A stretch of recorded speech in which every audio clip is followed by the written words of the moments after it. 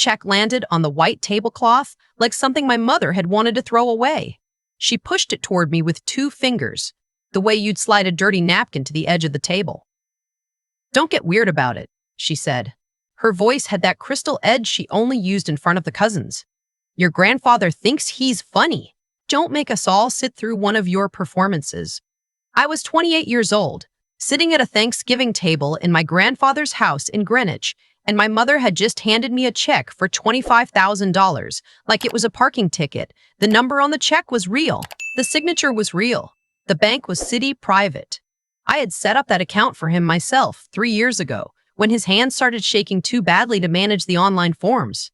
My older brother, let's call him my brother, because that's the most generous word I have left for him, picked up his envelope, tore his check in half without reading it, and dropped both pieces into his wine glass. He laughed.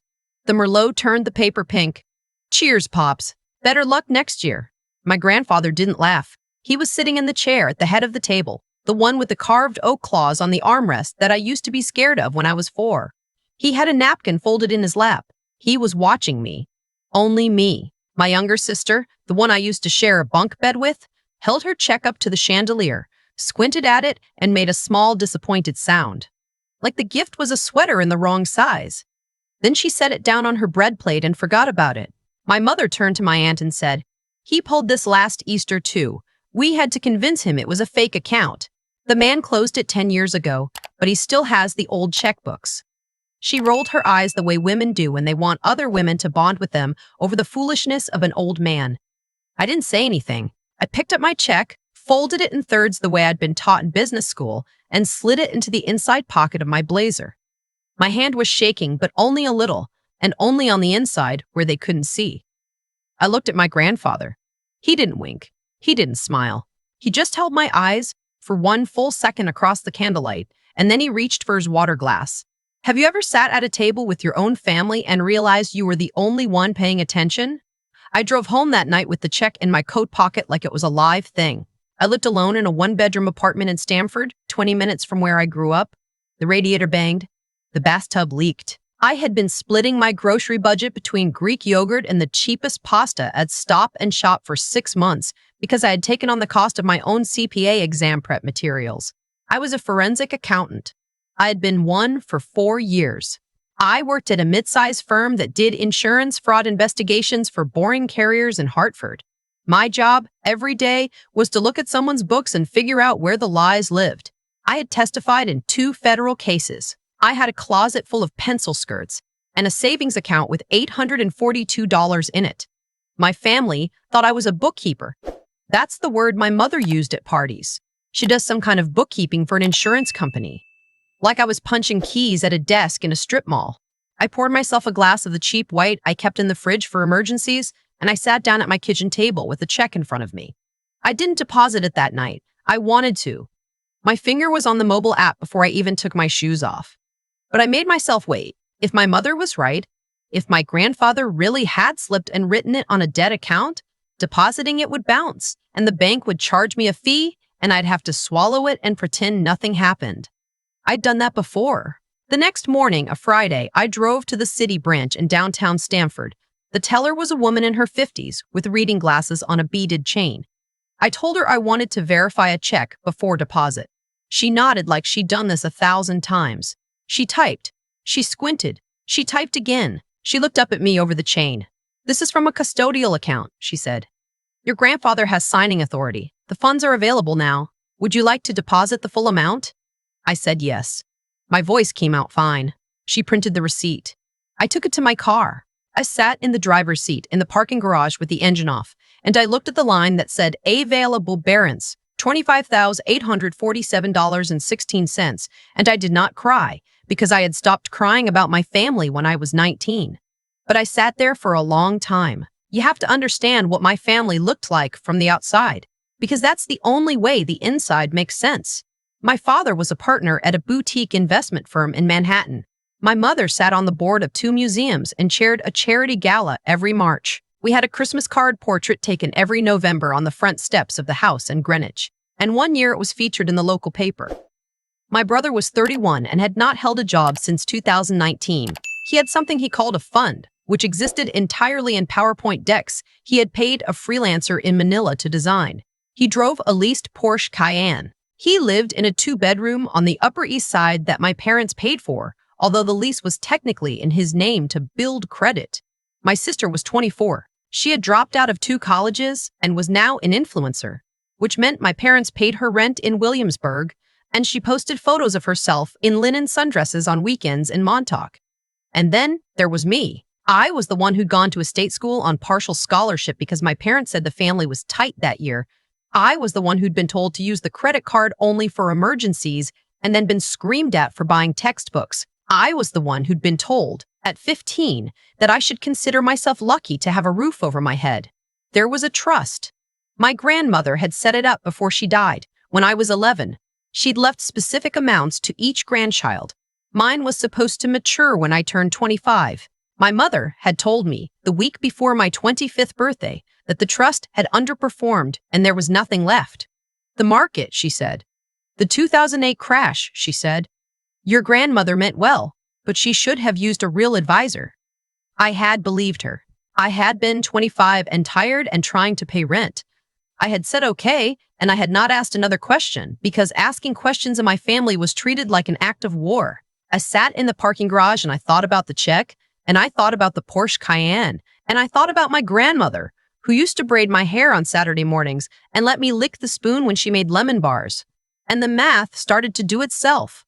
I drove to my grandfather's house. He lived in the carriage house behind the main property now. My mother had moved him out of the big house 2 years ago, after what she called the incident, which was actually just him forgetting where he put his reading glasses one afternoon. The carriage house had been the gardener's quarters in the 70s. It was small and damp and smelled like old wool and books, which I loved. He answered the door in a cardigan with a hole in the elbow. He didn't act surprised to see me. Did the check clear? He said. It cleared, Grandpa. He held the door open. Come in. We don't have a lot of time. We sat at his kitchen table. He poured me coffee from a percolator that I'm pretty sure he'd had since the Reagan administration.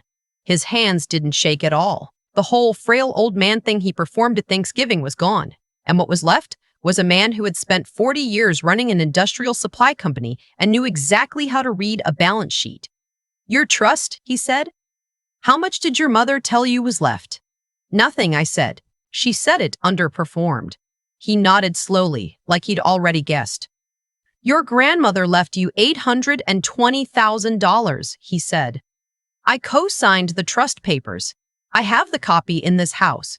I have the original at my attorney's office. I put my coffee cup down. My hand was steady. I'd been trained, professionally, to keep my hand steady at moments like this. Where is it? I said. I don't know, he said. Not for certain. I have suspicions, but I'm an 84-year-old man with a mild tremor and a daughter who has spent the last 3 years trying to get me declared incompetent so she can take over my estate. If I accuse her without proof, I lose. She wins. You lose. How long have you known? 18 months. He took a sip of his coffee. I wrote you that check, Hannah, because I had to know. I gave them each one. I knew your brother would burn his. I knew your sister wouldn't bother. I needed to see what you would do. If you'd come to me, if you'd done nothing, if you'd let it slide, I would have understood. You've been worn down. I have watched it happen for 28 years, but you didn't let it slide. You went to the bank. You came here. That tells me you're ready. Ready for what? He set the cup down. To help me catch them. I want to tell you something about being the family disappointment. The world tells you it's a feeling. It's not. It's a fact. It's a load-bearing wall in the architecture of your family. They need you to be the disappointment. Because if you're not, then they have to look at what they've actually been doing. I'd known that, intellectually, since I was about 22. Sitting in my grandfather's kitchen, I knew it in my body. He laid it out for me. He was going to call a family meeting at his attorney's office. The pretext he wanted to gift the estate early before he died to avoid probate. $18 million in assets. He would tell my parents he needed a clean accounting of all the trusts and family holdings, including mine, before his attorney could sign off on the transfer. They're going to lie, I said. Yes. They're going to fabricate the accounting. Yes. And you want me to look at what they fabricate? He smiled. It was the first real smile I had seen on his face in months. I want you to look at it the way you look at things for work, the way you have looked at insurance claims for 4 years. I have a daughter who thinks her smartest move is to lie to a man with one foot in the grave. She has never once stopped to think that her daughter is a forensic accountant. Because in her mind, you are a bookkeeper. Because in her mind, you have always been the help. I went home that night and did not sleep. I sat at my kitchen table with a yellow legal pad and I drew out what I knew. My father controlled my trust as trustee. My mother had power of attorney over my grandfather's day-to-day finances. My brother had been borrowing from family accounts for at least 7 years. My sister had been on payroll somehow of a charity my mother chaired. I had set up the family iCloud account in 2017. I had set up my father's email on his iPad in 2019. He had never changed those passwords. People don't when they think the person who set things up is too small to matter. I logged in. I am not going to pretend this was a gray area. It wasn't. I was about to do something that, in a different context, would have ended my career. But I wasn't accessing his bank accounts. I was accessing the shared family cloud, which I had been a paying member of for 6 years, and I was about to watch what my parents did when they were panicking. The next morning, my grandfather made the call. I was in my apartment, on my laptop, with my second cup of coffee, when the first file landed in the shared drive. It was titled Trust Statement Draft. Then Trust Statement Draft 2. Then Trust Statement Draft 2. Then Trust Statement Hannah File. Then Trust Statement Hannah File. Then Trust Statement Hannah File Due 2. Then Trust Statement Hannah Final V2 Actual. It is a fact about people who have never had to fake anything in their lives that they are very bad at faking things. They do not know what real documents look like because they have always had people to make the real documents for them. My parents had never sat at a kitchen table and made a fake document under deadline. They were making one now, and they were making it in Microsoft Word. I downloaded the final version when it landed at 1 in the morning. I opened it on my desktop. It was, on its face, a quarterly statement from the trust company that my grandmother had originally used in 2008. The letterhead was right. The address was right. The disclaimer at the bottom, in tiny gray font, was, "To the casual eye, perfect." But I am not a casual eye. I am a forensic accountant. The first thing I checked was the math. Trust statements have a specific structure. There's a beginning balance, a list of dividends, capital gains, fees, distributions, and an ending balance. The numbers have to reconcile. If you start with X and you add Y and you subtract Z, you have to end with X plus Y minus Z. This is the most basic thing in the world. It is the thing you learn in your first week of any accounting program. My parents' fake statement did not reconcile. The beginning balance plus the gains minus the fees did not equal the ending balance. It was off by $412, not a fortune, but it was off. And a real trust statement generated by a real institution is never off because it is generated by software that does the math automatically. The second thing I checked was the dates. The statement was dated for the quarter ending September 30th. That was 6 weeks ago. But the disclaimer at the bottom, in the fine print, referenced a regulatory framework that had been updated by the SEC in March of this year. My parents had pulled an old statement template from somewhere, probably my grandmother's actual paperwork from years ago, and they had not noticed that the fine print was outdated. A real statement from this quarter would have had the new language. The third thing I checked was the metadata. I right-clicked on the file. I opened the Properties window. Author, my father's full legal name. Application, Microsoft Word for Mac. Created, yesterday, 11:47 p.m. Modified, this morning, 12:53 a.m. He had not even bothered to scrub the author field. He had been so confident that I would never look, that my grandfather would never look, that nobody would ever look, that he had created a financial document on his personal laptop and uploaded it to a shared family drive with his fingerprints all over it. I made copies. I saved them to an external drive. I saved them to a USB stick.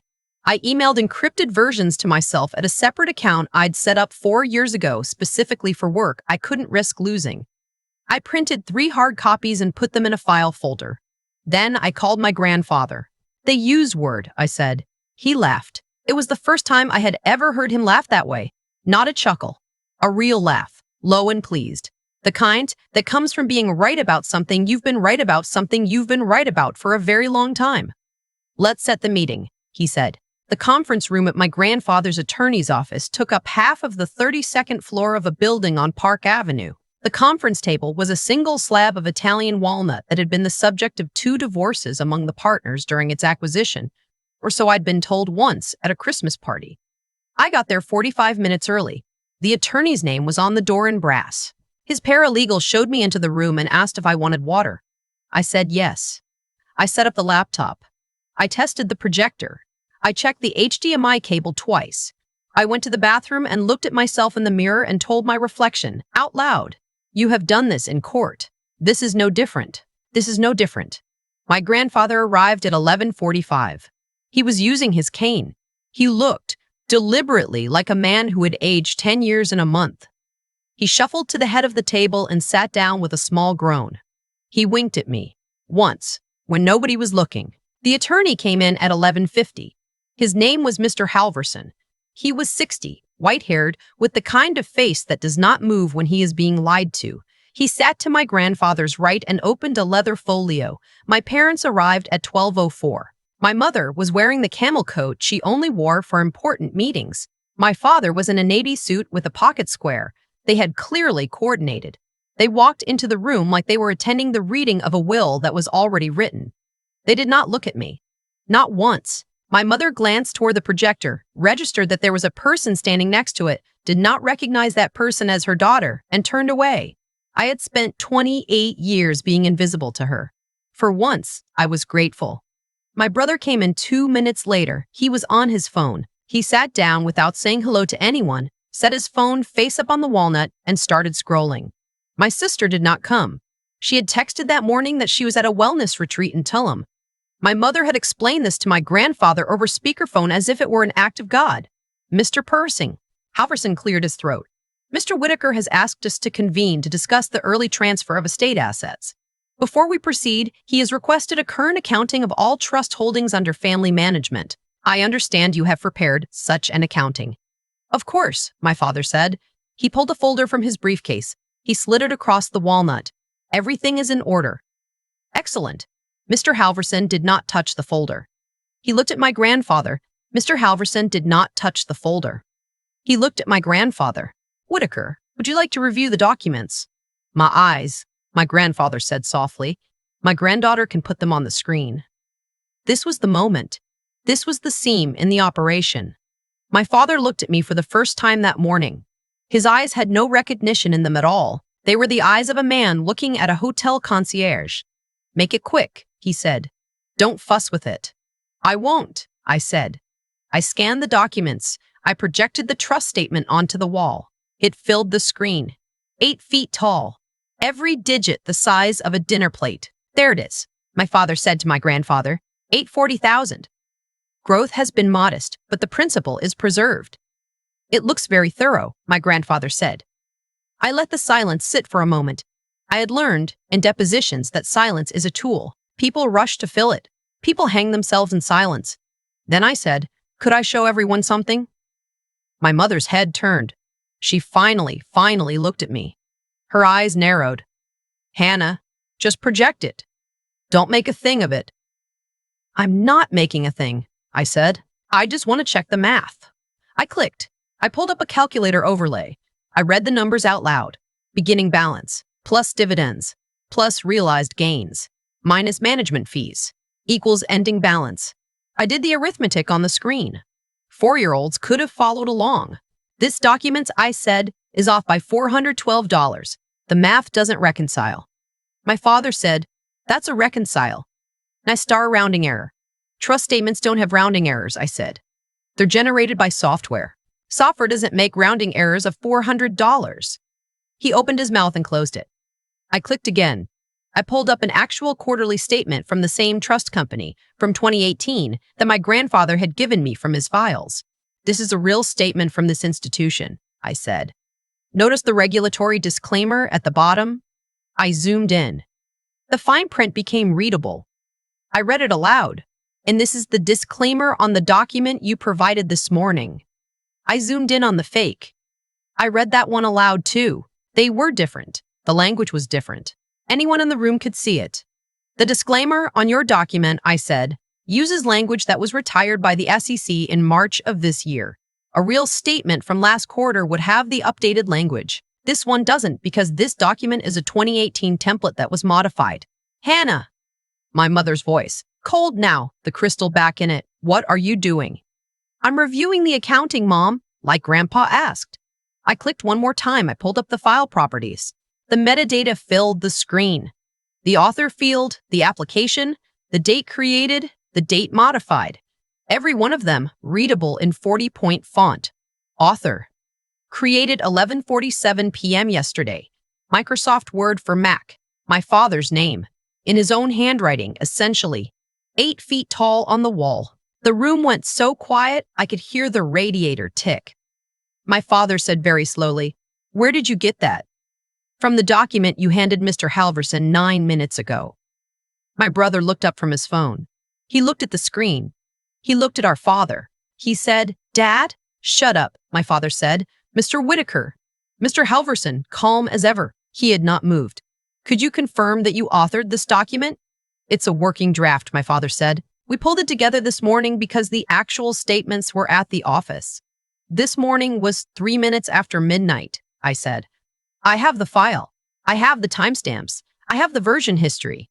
There are 7 drafts in the shared family cloud account, which I am a paid member of, all created between 11 last night and 1 this morning. None of them came from a trust institution." My mother stood up. "This is a setup," she said. "This is my own daughter setting me up in my father's lawyer's office." "Dad, are you watching this? Are you seeing what she's doing?" "I'm seeing it," my grandfather said. He sat up. He was not shuffling anymore. He was not trembling anymore. He was not trembling. He took off his reading glasses and folded them on the table, and his hands were perfectly still. "I'm going to tell you what I've been seeing," he said. "I have been seeing it for 18 months. I have been seeing the withdrawals from my own accounts that you authorized, Patricia, when you took power of attorney. I have been seeing the wire transfers to your son. I have been seeing the credit cards in my name that I never applied for. I have been seeing my late wife's trust, the trust she set up for her granddaughter, disappear into a Porsche, a Manhattan apartment, a charity that exists only to employ a girl who does not work." My brother had gone gray. "Dad," my father started. "My attorney." My grandfather, not raising his voice. "Please." Mr. Halverson opened the leather folio. He took out 3 sheets of paper. He laid them on the walnut. "The estate documents," he said, "contain a no-contest clause. Any heir who is found to have committed fraud against any other heir or against the estate or its trustees forfeits their inheritance entirely." The clause was added in 2009 after consultation with Mrs. Whitaker. We have today, in the form of the documents your daughter has just demonstrated, evidence of fraud committed against an heir, namely Hannah, by yourselves, the co-trustees of her trust. I will be filing for an emergency injunction this afternoon, returning trust funds to Hannah pending forensic review. I will also be referring this matter to the Connecticut State's Attorney's Office for criminal review. Wire fraud, embezzlement, and elder financial abuse all carry felony charges in this state. My mother made a sound I had never heard a person make before. It was not crying. It was something behind crying. My father said nothing. He was staring at his hands on the walnut. My brother stood up so fast his chair tipped backward. "I didn't know. I didn't know any of this." "Dad, Mom, you said the money was—" "Sit down," my mother snapped. He did not sit down. He looked at my grandfather. "I'll testify. Whatever you need. Just leave me out of—" "You will be receiving your own letter from the state's attorney," Mr. Halverson said. "Your sister did not work alone in spending those funds." My mother turned to me. The camel coat. The pearls. The face that had told me at 15 that I should consider myself lucky. "Hannah," she said. Her voice was small now. "I am your mother. I want to tell you that I had a speech prepared. I want to tell you that there was a line I delivered, something cutting and final, the kind of thing you write down in a journal afterward. I didn't have a speech. I just looked at her and I felt the strangest thing. Not anger, not satisfaction. Just the kind of quiet. The way a room feels right after you turn off a noise that's been running so long you'd stop hearing it. "I know," I said. I closed the laptop. I unplugged the HDMI cable. I wound it neatly around my hand the way the IT guys at my firm had taught me. I picked up my bag. "Mr. Halverson," I said, "thank you for your time." I walked out of the conference room. I took the elevator down 32 floors. I walked out onto Park Avenue where it had started to snow. The real kind of snow, not the fake kind they show you in movies. I stood on the sidewalk for a minute and I let it land on my coat. Then I got on the subway and I went back to Connecticut. The criminal investigation took 9 months. My father pleaded out. He served 14 months at a federal minimum security facility in Pennsylvania. My mother fought the charges and lost. She served 22 months. My brother got probation in exchange for cooperation. He had to give up the Porsche. He moved into a studio in Queens and got a job at a paint store, which I know because my grandfather kept track and told me once over coffee. My sister, the one in Tillum, lost her allowance immediately and her apartment within 4 months. She moved in with a boyfriend in Bushwick. She unfollowed me on every platform we had ever shared. I had not posted in 3 years anyway. The trust returned $820,000 to me, with interest, plus restitution from my parents for what the court determined had been spent in bad faith. The total came to $1.1 million. I did not buy a Porsche. I paid off my student loans. I put a down payment on a small house in a town I had loved since I was a kid. I gave $100,000 to a legal aid foundation that works on elder financial abuse cases. I quit the insurance firm in Hartford and opened my own practice, just me and one paralegal, specializing in forensic review of family trusts. My grandfather lived another 4 years. He came to my office once a month for lunch. He kept his cardigans with the holes in the elbows because I told him they suited him. He died on the Tuesday morning in April in his sleep in the carriage house. I was the executor of his estate. I was the only one at the funeral besides Mr. Halverson and the housekeeper. My mother wrote me a letter from prison. I read it once. I did not write back. There was nothing in it that wasn't a version of "I am your mother." I had already answered that. People ask me sometimes, when they hear the short version of this story, how I knew. How I figured it out. How I had the nerve to project it onto a wall in front of my own family. The truth is I didn't have nerve. I had a job. I had spent 4 years looking at fake numbers other people had made up. And I had learned that fake numbers all look the same. They look like what people who have never had to be honest think honesty looks like. Loud, confident, round. Real numbers are quieter than that. Real numbers don't need to convince you, they just are. I think about my grandmother sometimes, the one who left me the trust. I don't remember her well. I was 11 when she died, but I remember the lemon bars and the braiding. And one specific thing she said to me once when I was 8 and crying about something at school. She told me, "Sweetheart, the people who try hardest to make you feel small are the ones who are most afraid you'll notice how small they actually are." I didn't understand it at the time. I understand it now. I want to be honest about something, because I think this story would be a lie without it. I did not feel triumphant walking out of that conference room. I felt tired. I felt the specific kind of tired you only feel after carrying a thing for so long that you forgot it was heavy. The thing I have learned in the 4 years since that morning on Park Avenue is that the people who hurt you the most are almost never strangers. They are the people who taught you what dinner looked like. They are the people who taught you what dinner looked like. They are the people whose handwriting you would recognize anywhere. And when they steal from you, the worst part is not the money. The worst part is the years you spent believing them. The years you spent thinking you were the problem. My mother spent 28 years convincing me I had no business mind. My father spent 28 years calling my work a hobby. They needed me to believe that because if I had ever looked clearly at my own life, I would have noticed where the money was actually going.